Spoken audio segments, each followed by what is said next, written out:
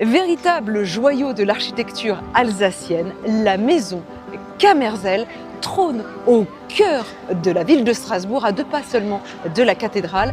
Classée au titre des monuments nationaux depuis 1929, elle fêtera bientôt ses 600 ans. Mais à quand remonte la construction de cette maison Cammerzel? La première pierre, elle a été déposée quand? Donc la première pierre de la maison a été posée en 1427 précisément. Toute cette partie en pierre, en fait, date de 1427.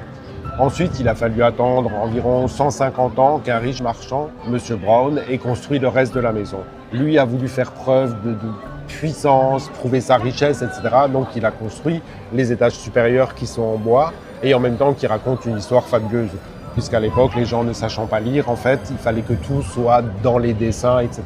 Mais pourquoi la maison s'appelle la maison Cammerzel? Parce que somme toute, c'est Monsieur Braun du coup qui l'a construit cette maison. C'est M. Braun, mais par le jeu des mariages, des alliances, etc.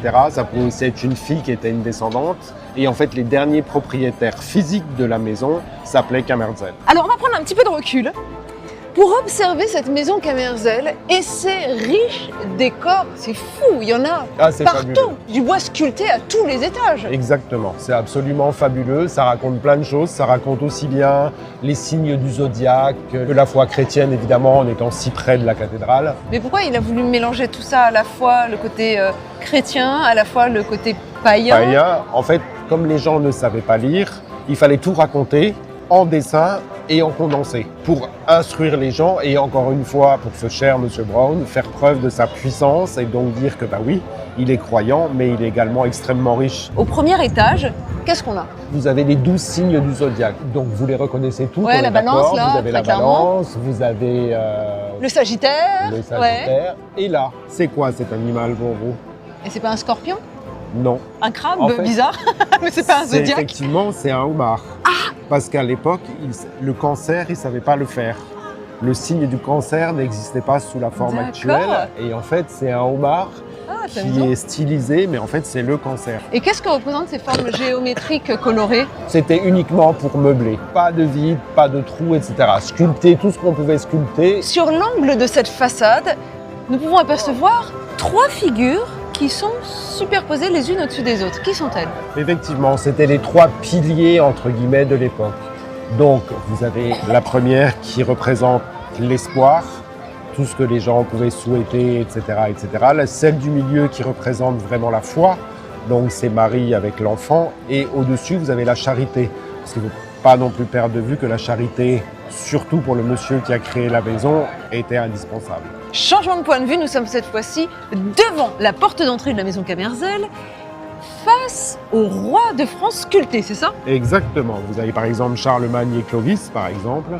Vous avez également tous les musiciens de l'époque, les troubadours, les choses comme ça. Et là au-dessus, qu'est-ce que c'est que cette porte Et qui tout en s'ouvre? haut, en fait, ça servait à l'époque, si vous voulez, ils montaient la marchandise au 3e étage. C'était comme un monte charge, le principe d'un monte charge, donc une poulie, une corde, etc. Et toute la marchandise, toutes les denrées montaient directement dans les greniers. D'accord, donc si on va là-haut, on va trouver plein de denrées maintenant, non? Ah, plus maintenant, dommage. Voyons voir si c'est vrai. Attention, téléportons-nous au 3e étage. Oh magie, nous sommes au 3e étage, au niveau du monte-charge. Et là, qu'est-ce que c'est que ce truc? Je comprends pas. En fait, c'est le seul moyen, puisqu'en fait, comme on est un monument historique, on n'a pas pu mettre d'issue de secours autre que celle-là. Donc en fait, on est pratiquement le seul restaurant au monde. C'est le même principe qu'un avion, en fait. Vous avez juste à pousser, et c'est un toboggan, en l'occurrence une chaussette, puisque c'est un conduit qui est entièrement fermé. D'accord. Et les gens ont juste à sauter à l'intérieur en cas d'incendie et se retrouvent directement au rez-de-chaussée. Là, quand je regarde la chaussette, fort heureusement, elle est très poussiéreuse et j'imagine donc qu'elle n'a pas été utilisée récemment, ce qui veut dire que tout va bien. Ça a déjà été utilisé d'ailleurs? Oui, c'est utilisé, c'est testé, c'est obligatoire, c'est testé tous les ans par les pompiers qui en fait viennent donc tester la chaussette chez nous et en même temps ça leur sert à eux un peu d'entraînement puisque c'est le seul endroit où il y en a une. Et par exemple, ils s'entraînent également à faire descendre des blessés, etc., etc. Et quand on emprunte cette issue de secours, tac, on arrive ici précisément dans ce rectangle blanc. Exactement, très précisément à cet endroit-là. Autre forme rectangulaire, ceci, on lève le nez vers la façade. On a un nombre incalculable de fenêtres. Il y en a combien Il y en a exactement? 75 très précisément. Entièrement travaillés, des encorbellements magnifiques qui se marient. C'est vraiment très harmonieux. Il a vraiment cherché, ce Monsieur Braun, il a vraiment cherché le souci du détail pour que ça ait un côté fastueux sans être lourd ni quoi que ce soit. Finalement. Donc, époque rhénane, nous sommes en pleine Renaissance. Exactement. Moi, je suis curieuse de voir si à l'intérieur, on s'attend au même spectacle. On y va? On y va. Dès qu'on arrive à l'intérieur de la maison Camerzel, on est tout de suite interpellé par la verticalité des lieux, parce que je crois que vous avez différents salons qui s'échelonnent sur 4 niveaux. 4 niveaux, exactement. C'est sur 4 niveaux dans la partie historique, d'accord, rez-de-chaussée, premier, deuxième, troisième étage. Donc des petits salons plus ou moins grands qui peuvent accueillir entre 10 et 50, 60 personnes. Et dans ce bâtiment, que sur 2 niveaux, mais par contre des salons qui peuvent accueillir jusqu'à 160 personnes. Donc on a une énorme capacité puisqu'on arrive quand même à mettre 350 personnes qui peuvent déjeuner ou dîner en même temps. Et parmi les salons les plus connus chez vous, je crois que c'est le salon Léo Schnug, c'est ça? Exactement, c'est le salon en fait le plus ancien, l'historique de la maison, donc qui vraiment lui date de 1427. Mais je brûle d'impatience de le découvrir. On y va. C'est par là, on y va. Hop là. Nous voici donc dans la salle Léo Schnung. Ces fresques épousent toutes les parois murales et sont extraordinaires. Et Léo Schnug est l'artiste qui s'est occupé des fresques du Haut-Königsbourg également. Beaucoup d'artistes à cette époque n'avaient pas d'argent, étaient fauchés, etc. Donc en fait, en échange du gîte et du couvert, il a peint les fresques du rez-de-chaussée. Ces fresques, elles représentent quoi? Il a laissé libre cours à son imagination, donc en fait, c'est vrai que ça part un peu dans tous les sens. Mais en fait, ce Léo Schnug était complètement fou. C'était un artiste qui avait de graves problèmes psychologiques. Oui, on est d'accord. Mais en fait, il faut savoir qu'à l'époque, les pigments de peinture, etc., détérioraient le cerveau. Il ne le savait pas encore. Donc, il avait un cerveau qui s'atrophiait petit à petit. Et en même temps, c'est vrai que c'était un gros consommateur d'alcool. Ah oui? Comme on peut le voir là. Donc là, en fait, pour lui, ça a été une sorte de punition parce qu'en fait, il jette le vin à la mer au lieu de le boire en se disant peut-être que si je bois un peu moins, j'irai mieux. C'est l'exutoire. Évidemment, c'est voilà. Ce qui est archi faux, on est d'accord. Et il représente aussi pas mal de scènes allégoriques mythologiques, lesquelles par exemple? Oui, vous avez juste en face, vous avez Tantale. C'est le supplice de Tantale là en Oui, face où qui il est juste en face. Ah oui, d'accord. Et puis des scènes plus pastorales. Quand le cerveau allait un peu mieux, effectivement, vous avez ce genre de scène, par exemple. C'est le repas du dimanche, là en fait, où on festoie vraiment. Et là où il paraît un peu plus sérieux dans son travail de peinture, c'est sur justement ces petites colonnettes qui s'évasent. Voilà, où il s'est contenté de faire comme des frises, on va dire. C'est ça, des motifs Et végétaux. Où il est resté ultra sobre. On a des voûtes en ogive, il y a un petit côté gothique, non, à l'intérieur? Exactement. Ouais. C'est vraiment resté dans son jus, on ne touche à rien, on ne change rien. Allez, direction premier étage, le salon cathédrale. Je crois qu'on a une vue imprenable, Luc, exactement, là-haut, sur la cathédrale. Sur la cathédrale. Allez, Luc, c'est par là? On y est tout droit. Magnifique ce salon cathédrale. Déjà, l'intérieur, les vitraux, les boiseries. Alors c'est l'une des particularités des lieux, c'est cul de bouteilles, c'est-à-dire que là, les vitres, elles sont formées avec ce qui ressemble à des fonds de bouteilles de vin un peu. Exactement. On est d'accord que ça n'a rien à voir avec des fonds de bouteille. En fait, à l'époque, c'est tout ce qu'ils savaient faire. Donc en fait, c'est du verre soufflé, d'accord, et ensuite ils le pressaient. C'est quasiment eux qui ont inventé un peu le double vitrage, parce que si on regarde vraiment de très près sur certains, on voit l'air entre les deux épaisseurs. Donc c'est vrai que c'était vraiment des pionniers. Oui, mais attendez, Luc, c'est peut-être des pionniers du double vitrage, mais par contre, j'ai l'impression que ça souffre un peu des intempéries. On a l'impression que c'est gondolé, cette fenêtre. Alors en fait, le problème, si vous voulez, vous revenez 200 ans en arrière. Il n'y avait pas de souci de climat.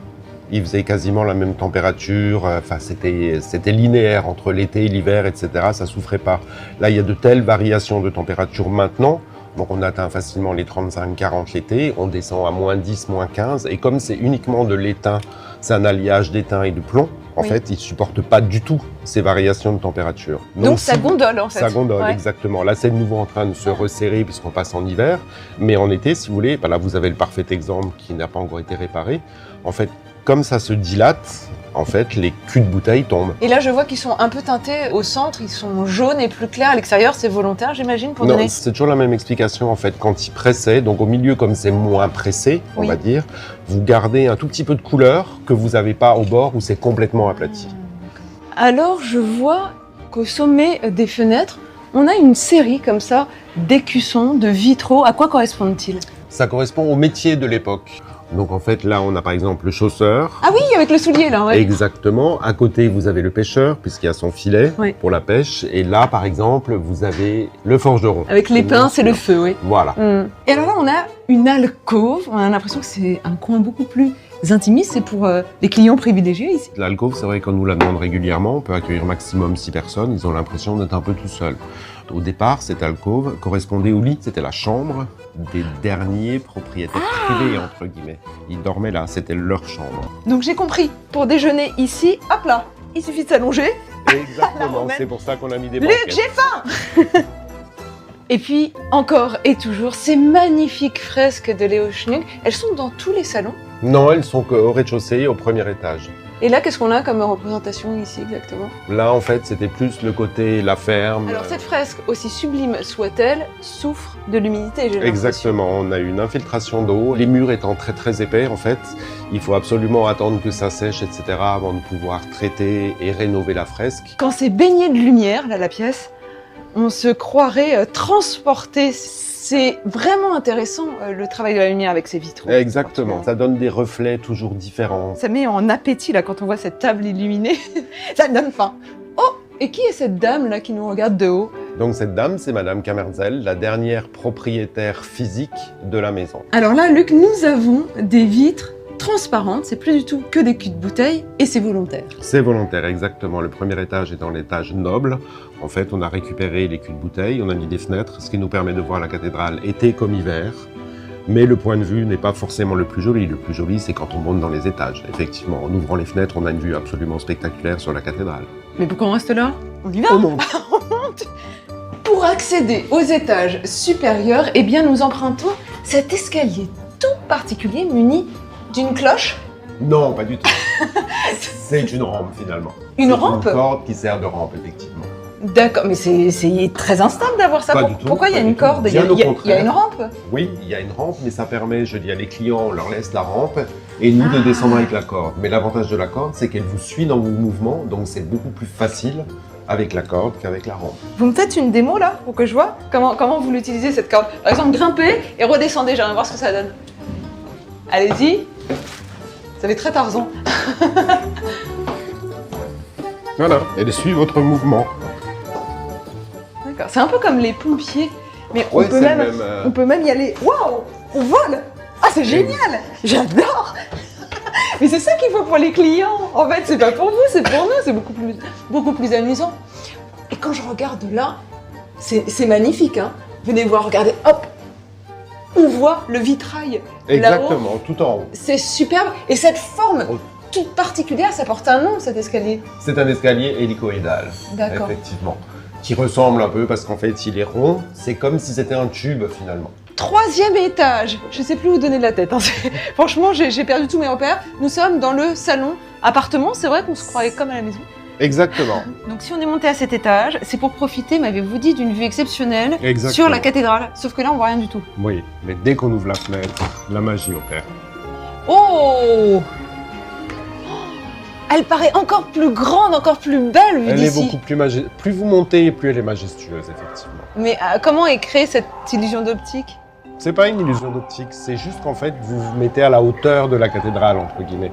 Je veux dire, quand vous êtes au pied, bah, effectivement, vous avez ces sensations de hauteur, mais ça s'arrête là. Alors que là, en fait, plus on monte avec elle, et plus on se rend compte à quel point elle est majestueuse. Chaque salon porte un nom. Ici, nous sommes dans le salon ville. Pourquoi on l'appelle le salon ville? Effectivement, parce que vous avez la fresque de l'ancienne ville fortifiée de Strasbourg à l'époque. Mais c'est des fortifications de Vauban, là, qu'on voit? Exactement. Ouais, en forme d'étoile, hein, toujours. On a Voilà. toujours cette même Mais représentation. qui n'existe quasiment plus. Et puis, on a d'autres types de représentations à l'arrière de la ville, mais aussi... Exactement. Vous avez la maison Kamerzel, Oui, et vous avez à côté, très schématisé dans les grandes lignes, vous avez tout l'historique de la maison Kamerzel, du premier propriétaire à quasiment au dernier propriétaire. et je me glisse à travers cette porte pour pouvoir passer dans le deuxième salon. Alors, c'est très amusant ici parce que toutes les pièces communiquent les unes entre les autres. On a l'impression d'être dans un petit labyrinthe, finalement. C'est un peu ça, et en même temps, il faut toujours avoir conscient à l'esprit que c'était vraiment une maison d'habitation. Là, on est à un étage qui, jusque dans les années 1960, était occupé par le propriétaire ou le locataire du lieu. Ce salon est plus petit, il s'appelle le salon des évêques. Il y a un côté confessionnal, non? Un peu, mais effectivement, vous avez une très très belle vue sur la cathédrale, mais c'est souvent là qu'effectivement les évêques se rencontraient. Cette inscription, qu'est-ce qu'elle nous raconte? Elle nous raconte qu'effectivement la maison a été construite pour la gloire de Dieu et de la Vierge Marie. Et là, Luc, c'est les restes d'une ancienne cheminée? Exactement, c'est encore une cheminée d'époque. Il y a un travail aussi de ferronnerie, hein. Tout est dans l'art, le soin du détail, que ce soit dans les vitraux, le bois des portes. Elles sont d'époque, ces portes-là? Oui, elle est de l'époque rhénane, donc l'époque de la Renaissance, grosso modo. Alors là, juste derrière moi, il y a un salon qui me plaît beaucoup. C'est le salon des vignerons. Je m'appelle Ariane Bacchus, ça me connaît bien. Venez, j'aimerais voir ce qui nous attend. Je vois bien des verres sur table, mais point de breuvage. Qu'est-ce qui se passe, Non, Luc? point de breuvage pour l'instant. Par contre, vous avez donc au fond la fresque qui représente tous les viticulteurs avec lesquels nous travaillons. Là encore, l'art du détail. Sur la grille de la cheminée, les grappes de raisin. De raisin, exactement. Je trouve que les vitres prennent plus que jamais leur sens avec ces culs-bouteilles dans la salle des vignerons. Oui, tout à fait. En plus, ils ont tous un peu ce côté jaune qu'ils n'ont pas forcément dans les autres étages. Mais c'est plus dû à la façade de l'immeuble en face qui est jaune. Oui, d'accord. Voilà. Mais c'est vrai que le jeu des lumières est saisissant dans chacune des pièces. Ouais. Là, on a quelque chose de plus tamisé, en effet. Oui. Derrière, c'est beaucoup plus éclatant, comme si c'était voulu rechercher en fait cet effet de lumière. Exactement. On est dans du lumineux près de la cathédrale pour ce côté peut-être divin, céleste, et puis là, plus tamisé parce qu'on est avec les vignerons. Et là, ce luminaire est très travaillé, lui aussi, au niveau de la sculpture dans le bois. Oui, en sachant que c'est un luminaire qui a été créé spécialement pour ce salon. Ça, c'est ce que vous aviez en bas des barriques, donc là où le vin fermentait, etc., etc. En fait, c'était pour magnifier la barrique. Et là, c'est là qu'ils tapaient le robinet pour voir si le vin était prêt ou pas encore être prêt à être consommé. On goûtait, mais les barriques devaient être immenses pour avoir cette taille-là de sculpture. 300, 400, 500 litres, voire. Ouvrez le robinet, s'il vous plaît, Luc. Je veux boire. On ne peut plus, malheureusement. Ah, il y en a un autre là-bas aussi avec des poissons. Là-bas avec les poissons, oui. Premier étage, le salon Renaissance. Alors, évidemment, on est dans un décor très différent par rapport aux autres salons. Ici, on a des sculptures au plafond. On oublie les vitraux en cul de bouteille. Exactement. C'est beaucoup plus spacieux. C'est beaucoup plus spacieux en sachant que comme on n'est plus dans la partie historique, mais dans la nouvelle partie, entre guillemets, effectivement, ça nous a permis d'avoir une salle beaucoup plus ouverte, beaucoup plus haute de plafond, etc. Merveilleux, cette fresque-là, une peinture qui est d'époque, si ça s'appelle le salon Renaissance, c'est que c'est de la Renaissance? Exactement. En fait, elles ont été découvertes quand le propriétaire a fait des travaux, a cassé. En fait, quand ils ont commencé à gratter, ils se sont rendus compte qu'il y avait des fresques en dessous, donc qui ont été restaurées. C'est tout ce qu'il en reste. Toute petite partie, on suppose qu'il y en avait partout, mais c'est la seule partie qu'on a réussi à conserver. Alors là, j'emprunte le deuxième escalier hélicoïdal, et quand on arrive au rez-de-chaussée, on a cette porte somptueuse en pierre. Donc en sachant que cette porte a été rajoutée. Cette porte n'est pas d'époque, on n'est pas dans la partie historique, là vous êtes dans la nouvelle partie. Pour faire raccord, en fait, l'ancien propriétaire, M. Baumann, a trouvé judicieux de rajouter ça, qu'il a récupéré dans un château, pour que ça garde le même esprit, qu'on soit toujours dans la même époque, etc. Vraiment dans le souci du détail. Et là, nous avons un nombre incalculable de personnalités affichées sur des photos. Il y a même un livre d'or. En fait, cette maison, livres d'or. Mais la maison Camerzel est mondialement connue. Et donc, vous avez eu des personnalités incroyables ici. Qui donc, par exemple? La dernière en date, évidemment, Eva Longoria. On a eu, je pense, à peu près tous les chefs d'État, les têtes couronnées, le pape, bien sûr, le pape Jean-Paul II qui est venu avec François Mitterrand déjeuner chez nous, et toutes les personnes du showbiz. En fait, c'est la maison incontournable de Strasbourg. La maison Camerzel abrite également de grands secrets, n'est-ce pas? Oui, c'est le lieu de confidence. On est d'accord. Exemple, Madame Ursula von der Leyen qui est venue avec Madame Zelensky, la femme du président ukrainien, au début de la guerre, au début des conflits, parce qu'ils cherchaient et l'un et l'autre, et son mari et elle, à avoir des nouveaux alliés, etc. Donc en fait, tout se tradait dans la plus grande des confidences. Donc chez nous, ça s'est passé au 3e étage, donc où personne ne pouvait avoir accès à ce moment-là. Et me voici à présent dans la partie restaurée du bâtiment, parce que la maison Camerzel a connu toute une campagne de restauration, de réaménagement, c'est ça? Exactement. En fait, c'était une ancienne boutique qu'on a repris afin d'avoir un salon de thé un peu plus élégant, etc. D'accord. Là, vous avez refait aussi des décorations au plafond. Vous avez essayé de respecter Un certain style, non Renaissant. Voilà, en fait, ça a été repris exactement comme la partie avant. Comme si la modernité venait s'ancrer dans le passé Voilà. et que c'était intemporel finalement. Exactement, c'est le but recherché un peu. Ici, surtout au moment du service, je vois que ça grouille de clients, ça grouille de salariés. Vous êtes combien à travailler ici? Donc en salarié, on est à peu près 70 personnes. Mais en fait, on est un restaurant qui fait une moyenne de 600 couverts jour pour aller jusqu'à 1700 pendant le marché de Noël. On travaille également avec une grosse brigade d'extra qui représente des fois 50%, voire même 60% de l'effectif. J'imagine aussi qu'on a un chiffre d'affaires conséquent de fait. On a un chiffre d'affaires effectivement conséquent qui dépasse les 10 millions d'euros par an. Et si la maison Camerzel séduit par les yeux, elle flatte aussi notre palais, et ce, depuis les années 70, grâce à un plat emblématique, la choucroute aux 3 poissons.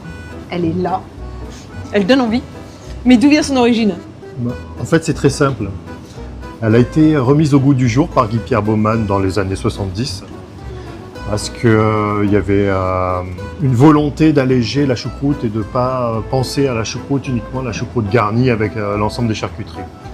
Donc, il a voulu travailler dessus, l'alléger encore plus, enlever l'alcool, enlever tout ce qui était viande de porc. On a voulu vraiment la simplifier à son maximum, et en compensant tout ça par des épices. Donc là, vous êtes en train de mettre la Alors, fameuse sauce au beurre blanc, c'est ça? Alors on dit beurre blanc, mais c'est pas vraiment le vrai beurre blanc, comme on le trouve un peu partout. Il est plus travaillé, et il y a des épices locales qui rentrent en compte. Heureusement, il faut mettre en avant l'Alsace, donc on en rajoute un vinaigre local, on rajoute des épices un peu Il y a locales. du Riesling aussi?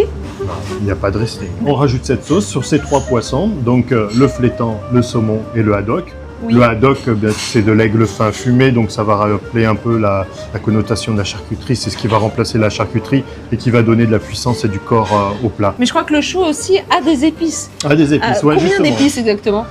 14. Et l'ensemble de ces épices mélangées au beurre blanc, ça sublime le plat, vraiment. Mais là, quand je vois en cuisine le nombre de plats de choucroute aux 3 poissons qui s'enquillent, mais du chou, vous en avez combien de kilos? Alors, on fait une 50aine de tonnes par an. Tout vient de Krautergesheim, qui est bien entendu la capitale de la choucroute. Et on fait une tisane secrète, c'est-à-dire notre mélange d'épices et d'aromates. Bon, chef, j'en ai ras-le-bol. Donnez-moi une fourchette. Non, mais je veux goûter. Par quoi je dois commencer? Il y a un ordre particulier pour manger Alors, on cette... commence par le flétan, parce que c'est le poisson, disons, qui a le moins de saveur.